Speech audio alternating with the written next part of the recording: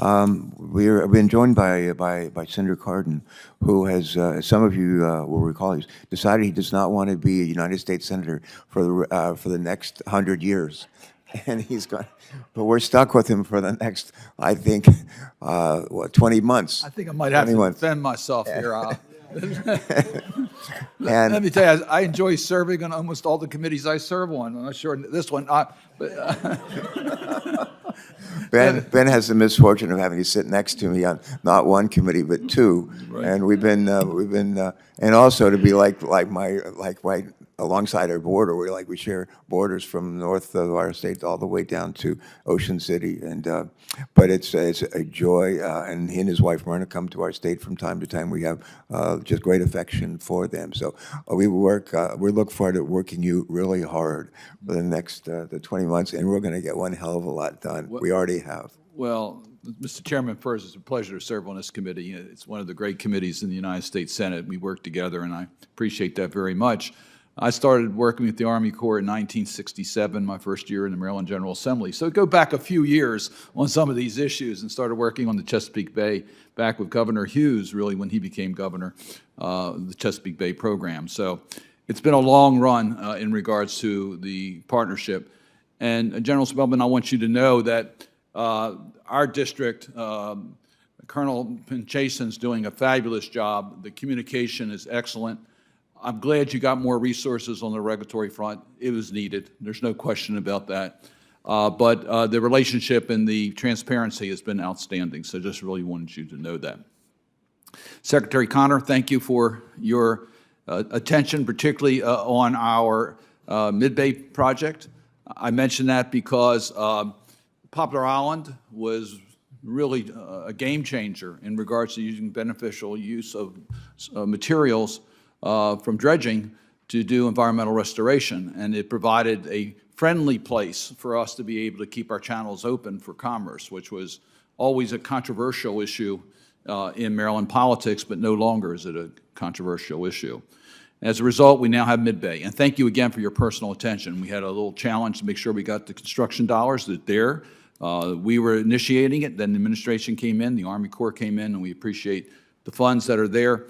Mid-Bay will keep us for about another 40 years. So I'm going to let the future legislatures figure out what we do after 40 years. But are we on target to make sure that Mid-Bay moves forward? And if you just could comment on that, I would appreciate it. Yes, Senator Cardin. As a 24-year Maryland resident before I relocated back out west, thank you very much for your service, sir.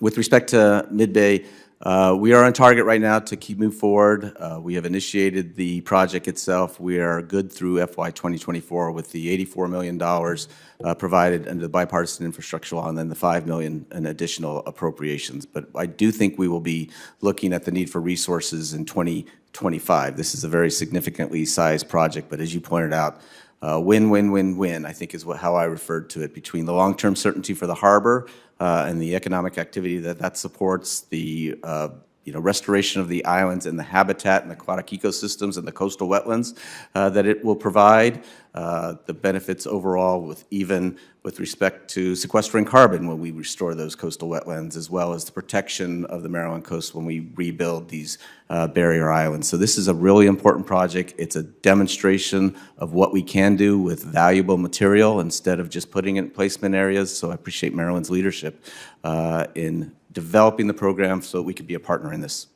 And for my colleagues, Poplar Island was one time a habitable island. When we started the restoration, there was just a few acres that remained. Mid-Bay was one time habitable, and now it's just a few acres, and we're restoring it. I know my colleagues appreciate the challenges of trying to find sites for dredge material. It's not easy.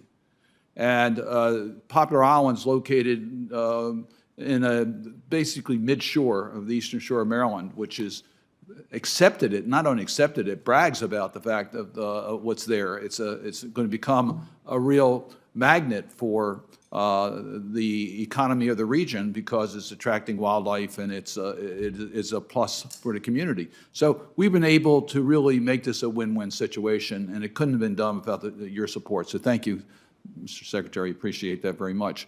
I want to move on to a second priority I have, which are the small harbors.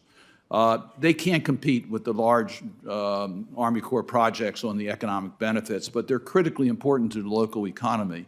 So in the last WRDA bill, we included language that asked you to prioritize the consideration of the smaller projects so that we can help our smaller communities deal with dredging, which is so important to their viability and continuation. Can you just share with us how you're going about trying to make those types of priority judgments, either General or Secretary? General? Yes, sir. I had a great conversation with Colonel Pinchason on this. Every year, we have 90 shallow harbors in your state, and we have the capability each year to maintain about 10 of them, and we've got to do better. One of the things that we're discussing is we've got to get better usage data for these 90 small ports, and so we've got to, right now, when I send up my justification sheets to the Secretary, it's largely anecdotal, and we have to do better on providing the data that would support the budget recommendation. That is one idea, sir. Well, I appreciate that. And then lastly, this committee has provided such additional resources in regards to environmental infrastructure. I appreciate that there was authorization for my state, substantial authorization for environmental infrastructure.